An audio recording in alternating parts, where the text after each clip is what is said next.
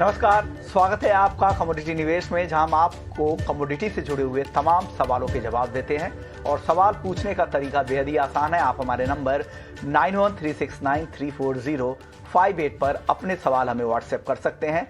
आपके सभी सवालों के जवाब अगले आधे घंटे तक कमोडिटी निवेश में दिए जाएंगे। और इसके अलावा आप अपने सवाल हमारे social media page, Facebook page, Twitter handle और इंस्टाग्राम पर भी अपने सवाल हमें पोस्ट कर सकते हैं और सभी सवालों के जवाब कमोडिटी निवेश में दिए जाएंगे। अगर आज कोई भी सवाल छूट जाता है तो अगले दिन इसी वक्त पर कमोडिटी निवेश में आपके सवालों को शामिल किया जाएगा। और जवाब देने के लिए आज हमारे साथ दो खास मेहमान हैं। रवि देवरा है जो हेड ऑफ रिसर्च और फंड मैनेजर है कुंवर ग्रुप से, और साथ ही वीरेन वकील साहब हैं जो पैराडाइम कमोडिटी से है। आप दोनों ही मेहमानों का स्वागत है। साथ ही आज बेस मेटल्स पर अपनी राय देने के लिए और पूरा आउटलुक समझाने के लिए मोतीलाल ओसवाल से किशोर नारने जी भी हैं।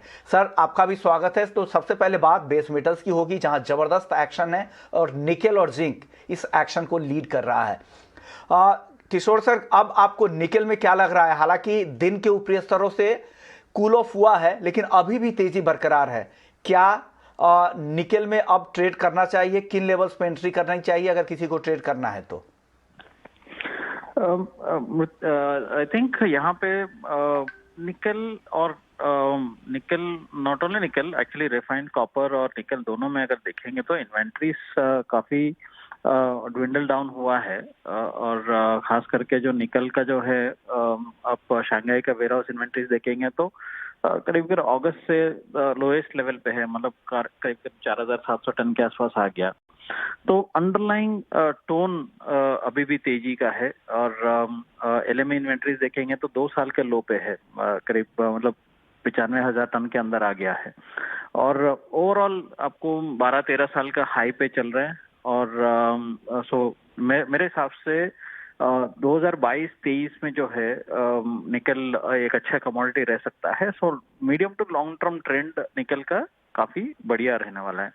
बट अगेन शॉर्ट टर्म का अगर बात करते हैं तो शॉर्ट टर्म में मेरे हिसाब से अगर थोड़ा बहुत अगर करेक्शंस मिलता है 1730-1720 के आसपास मैं इसमें बाइंग का सलाह दूंगा।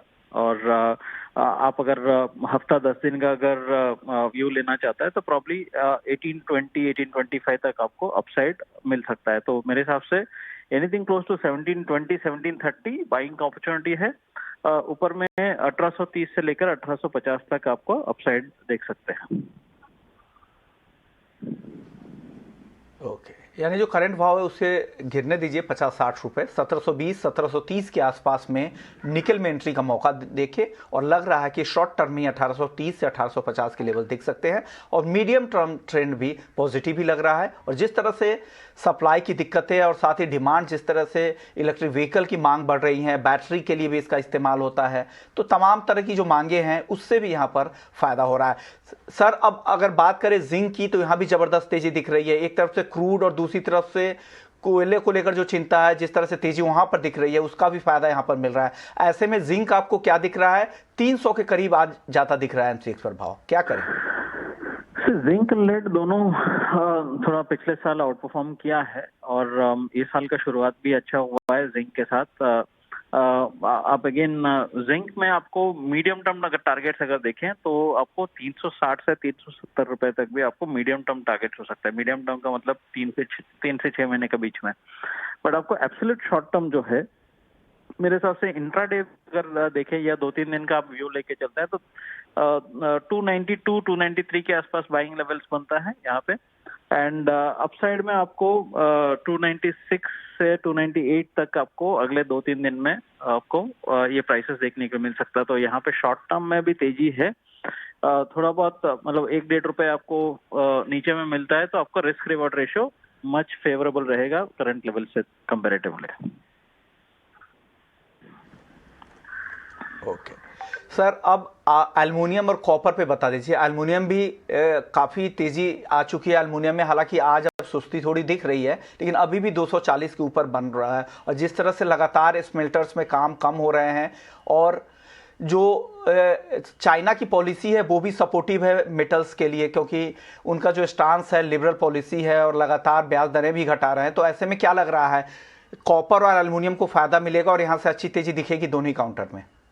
सी ओवरऑल मेटल्स में जो पिछले 2-3 दिन में जो मोमेंटम में one of the major thing is कि चाइना का interest rates also, right? So वो नॉट ओनली एल्यूमिनियम, सारे मेटल्स के लिए आपको एक पॉजिटिव मोमेंटम लेके आ गया।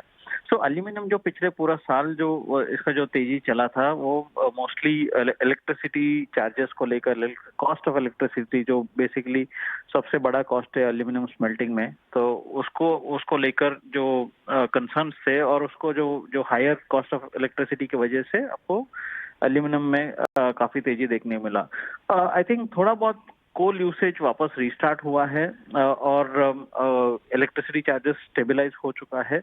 मुझे थोड़ा सा डाउट है यहाँ से बहुत ज्यादा इलेक्ट्रिसिटी चार्जेस में बढ़त नहीं आएगा, बट उसके साथ साथ आपको जो डिमांड साइकिल है वो शायद पॉजिटिव डिमांड साइकिल हो सकता है। सो मेरे हिसाब से एल्यूमिनियम में आप जितना जिंक में या जितना कॉपर में मैं जो अपसाइड देख रहा हूँ उससे थोड़ा सा कम रहेगा, बट अपसाइड जरूर है। सो आई थिंक आप मीडियम टर्म अगर देखें 265-268 तक आपको अपसाइड जगह है, और शॉर्ट टर्म में थोड़ा बहुत करेक्शंस भी आ सकता है। 247-248 के आसपास इसका रेजिस्टेंस खड़ा है और थोड़ा करेक्शंस आ सकता है, बट अगर बाइंग करना है तो probably I will wait for anything close to 241।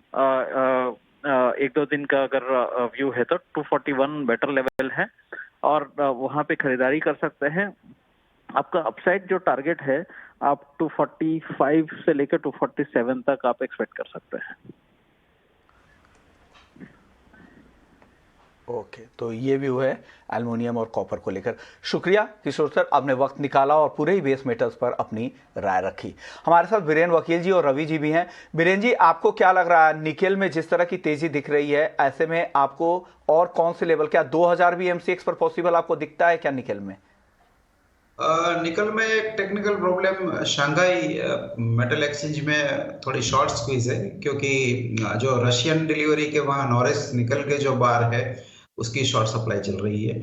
साथ ही साथ इंडोनेशिया ने रिसेंटली 2000 माइनिंग परमिट रिवोक की और अभी भी थोड़ा वहाँ डिसरप्शन चल रहा है। और LME में बैकवर्डेशन आ गया है, मींस जिसको हम उल्टा बदला बोलते हैं। वो कल तो $400 था, आज भी $320 है। डोमेस्टिक ऐसा लग रहा है कि मार्केट में अभी भी गुंजाइश है, हालांकि काफी ओवरबॉट होने से करेक्शन जरूर आया है, बट स्टिल ये पार्टी खत्म हुई ऐसा मैं नहीं मानूंगा।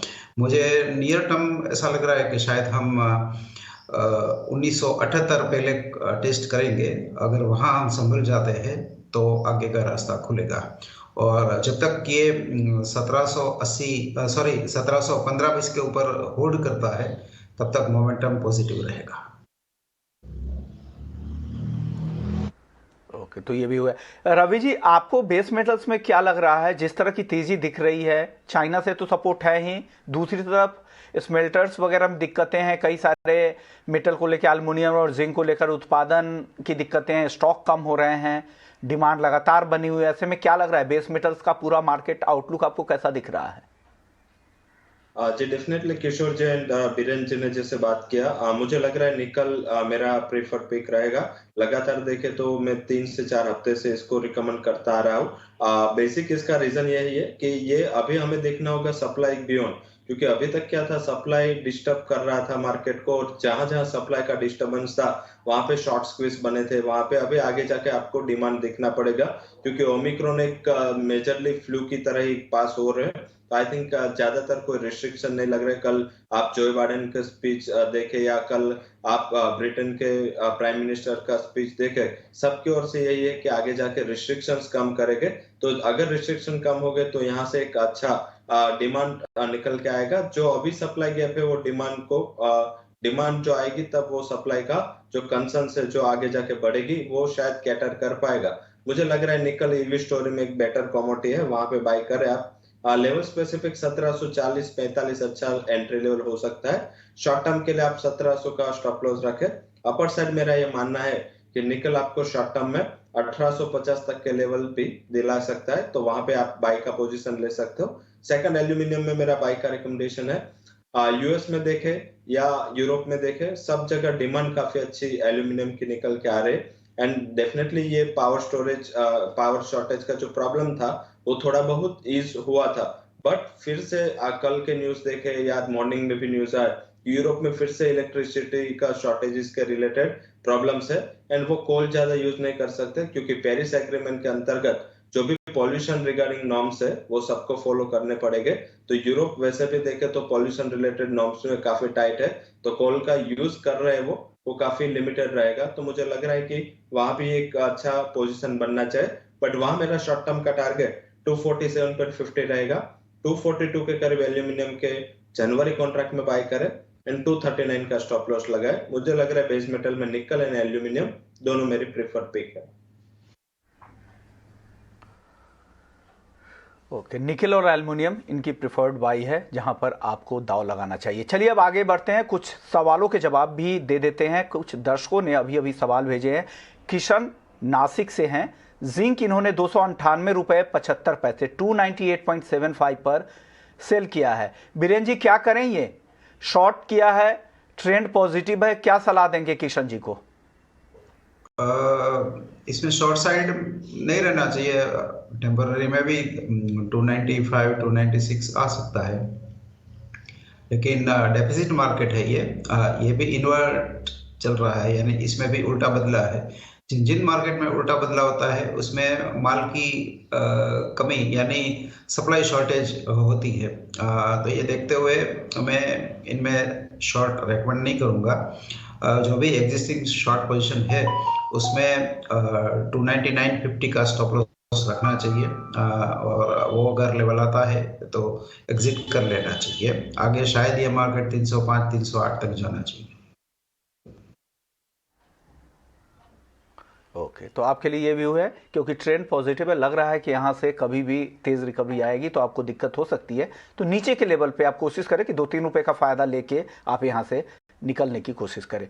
चलिए अगले कॉलर भी बेस मेटल्स पे ही हैं, क्रिश है दिल्ली से, कॉपर पर जानना चाह रहे हैं।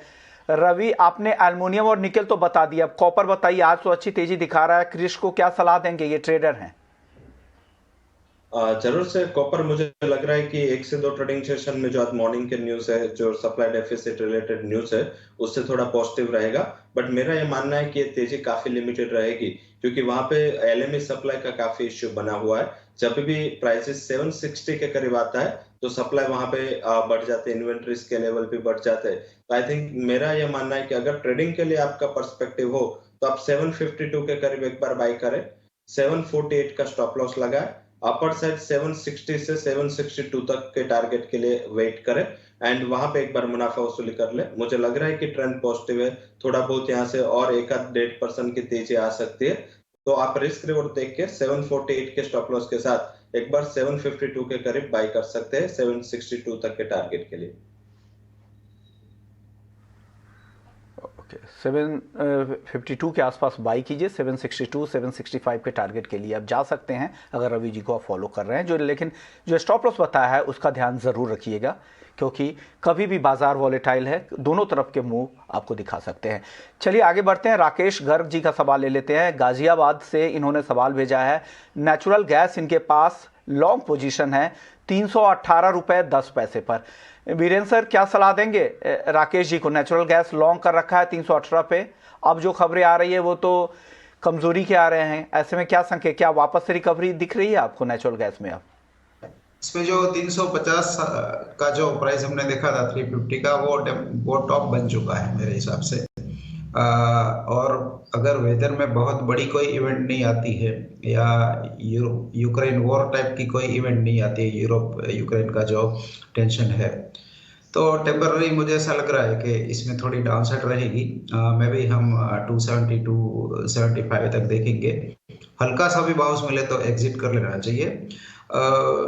गैस में मैं एक ये भी उनको बोलूंगा कि कभी भी स्टॉप लॉस 3-4% से ज्यादा नहीं रखें, क्योंकि इसकी चाल हमेशा ओवर शूटिंग वाली रहती है। तो कितना भी बड़ा स्टॉप लॉस आप रखो वो नहीं उड़ेगा, उसकी गारंटी नहीं है। तो बेटर है कि 5 बार खेलो बट छोटा छोटा लॉस करके खेलो। ओके ओके, चलिए अगले कॉलर का सवाल ले लेते हैं। निधि मुंबई से है, गोल्ड इन्होंने 40,429 रुपए पे खरीद रखा है, वो लगता है ये हाजिर में इन्होंने खरीद रखा होगा। 40,429 हाजिर में खरीद रखा है। डेफिनेटली ये निवेशक होंगी। रवि जी क्या सलाह देंगे इनको, गोल्ड की निवेशक हैं ये? जरूर से प्री कोविड का गोल्ड होगा, क्योंकि कोविड के बाद कभी भी लेवल से वो 45 के नीचे नहीं गए, तो उसका काफी लंबा इन्वेस्टमेंट होगा। आई थिंक गोल्ड एक आपका असेट जो अगर होगी इक्विटीज में हो या अदर कोई भी क्लास में, तो उसको प्रोटेक्शन भी करेगा। और गोल्ड एक्चुअली पोर्टफोलियो में होना भी चाहिए, आप होल्ड भी करें।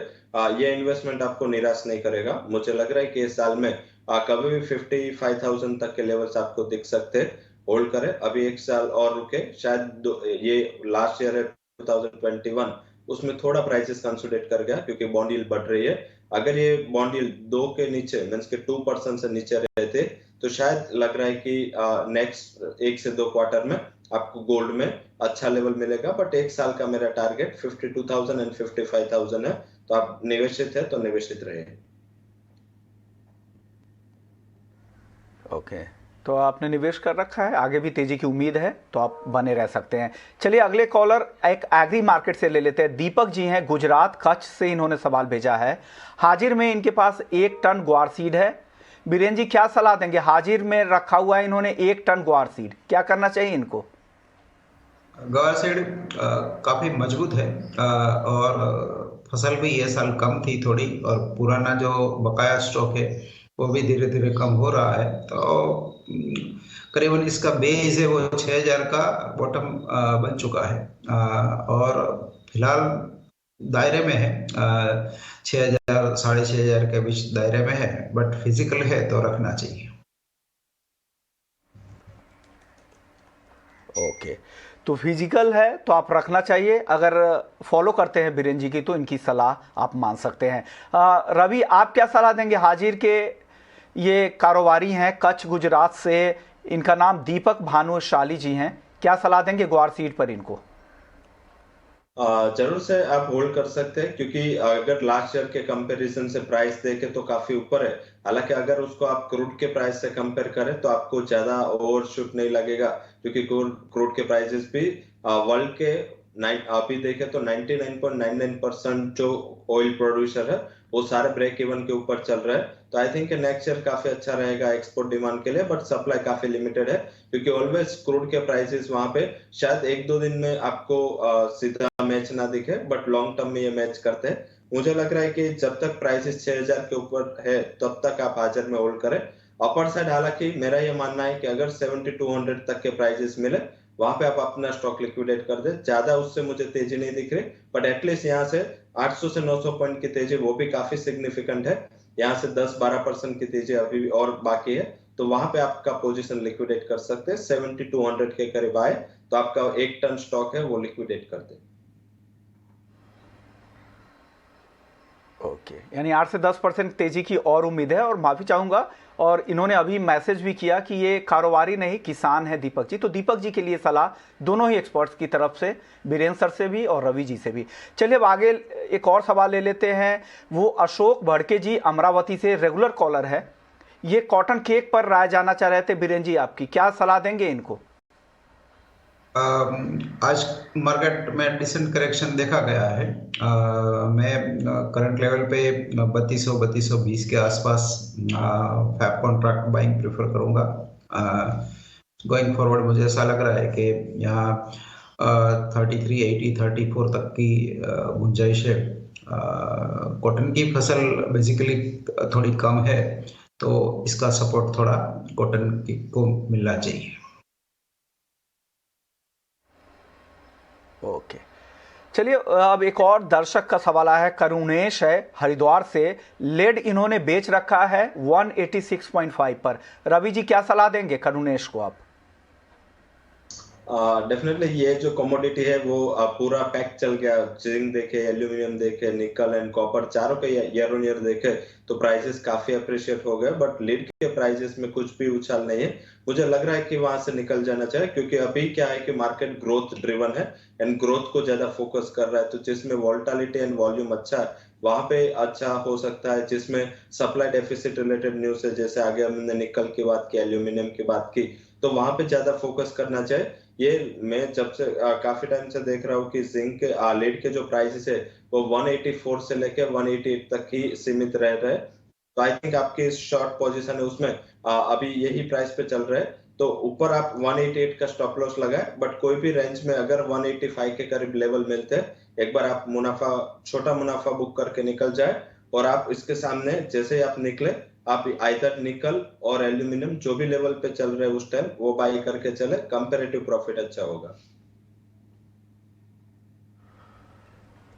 ओके, तो ये भी हुआ है करुणेश जी के लिए रवि जी की तरफ से। चलिए अगले कॉलर का सवाल ले लेते हैं। महेश है हैदराबाद से, ये भी रेगुलर कॉलर है। गोल्ड और सिल्वर पर नजरिया जानना चाह रहे थे। बीरेन जी क्या सलाह देंगे गोल्ड और सिल्वर पर, इनको राय?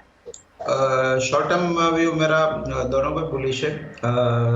अगर लो रिस्क ट्रेडर है तो मैं गोल्ड पे थोड़ा फोकस ज़्यादा करूँगा इन्फ्लेशन स्टोरी के चलते हुए, और सिल्वर ट्रेडिंग के हिसाब से अच्छी होती है, दोनों साइड के मूव देती है, बट रनअप काफ़ी अच्छा आ गया है तो मैं भी कि थोड़ा वो उसमें रुकावट आए, थोड़ी तेजी शायद स्लो हो सकती है। फिलहाल 48,000 के आसपास गोल्ड का बाइंग करना बेटर रहेगा, 47,700 के स्टॉप लॉस से। टारगेट हम अपसाइड में 48,500 600 तक का रख सकते हैं। ओके बीरेन जी, एक तुअर पर सवाल आ रहा है। तुअर की रिपोर्ट है क्या आपके पास? ये विशाल चौधरी हैं, महाराष्ट्र से किसान हैं। तुअर पे जाना चाह रहे थे कि क्या होगा आगे तुअर में? शुरुआत में फसल काफी अच्छी मानी जाती थी, बट ये बिन मौसम की जो बारिश आई और थोड़ा वेदर फ्रॉस्टी विंडी वेदर रहा तो फसल को थोड़ा डैमेज है। चना भी थोड़ा ठीक ठाक रिकवर हुआ है अपने बॉटम से, तो मुझे ऐसा लग रहा है कि यहाँ मार्केट थोड़ा सपोर्ट पाना चाहिए। उन किसान है और आती हुई फसल का उनका सवाल होगा शायद, तो अभी क्रॉप बेचने की जल्दबाजी नहीं करनी चाहिए। ओके, तो ये भी हुए आपके लिए। चलिए अगले कॉलर का सवाल लेते थे। बादशाह जी है शामली से। क्रूड इन्होंने सेल कर रखा है 6,350 में। रवि जी क्या करना चाहिए क्रूड में आज? अगर आज प्राइस पे आए तो निकल जाना चाहिए। आज क्रूड नेचुरल गैस दोनों की इन्वेंट्री साथ में आनी है। लग रहा है कि शायद एक बार इन्वेंट्री के टाइम पे आपको अपना प्राइस मिले। I think overall trend positive है। मेरा ये मानना है कि 6500 तक जा सकता है। तो आप क्या करें, अगर आपके लेवल 6350 के करीब आज इवनिंग में प्राइस मिले तो एक बार एग्जिट कर ले और वहां लॉन्ग में बैठे, और आपको 6500 तक के टारगेट देखने को मिल सकते हैं। तो अभी जिस हिसाब से ट्रेंड है क्रूड का, या न्यूज एक दो दिन में कोई भी सप्लाई या कोई भी जियोपॉलिटिकल टेंशन वाली न्यूज आ रहे हैं, तो जब तक ये न्यूज फ्लो बंद ना हो तब तक क्रूड में मंदी नहीं करनी चाहिए। तो प्राइस टू प्राइस आए तो निकल जाए। ओके, तो ये भी है कच्चे तेल को लेकर। चलिए अब वक्त हो गया है आप लोगों से विदा लेने का। शुक्रिया बीरेन जी आपका, रवि जी आपका, आप लोगों ने वक्त निकाला और दर्शकों के तमाम सवालों के जवाब दिए। और अगर आपको कोई भी सवाल पूछना है कमोडिटी निवेश में तो आप हमें सोमवार से शुक्रवार 4:30 से 4:55 तक आप अपने सवाल हमें भेज सकते हैं। हालांकि कल हम बजट स्पेशल कर रहे हैं तो कल आपके सवालों के जवाब नहीं दे पाएंगे, लेकिन सोमवार से फिर से अगले हफ्ते से आपके सभी सवालों के जवाब देने की कोशिश करेंगे। तो कमोडिटी निवेश में फिलहाल इतना ही, लेकिन आप बने रहिए 18 हाउस स्वदेश के साथ, क्योंकि ब्रेक के बाद लेकर आएंगे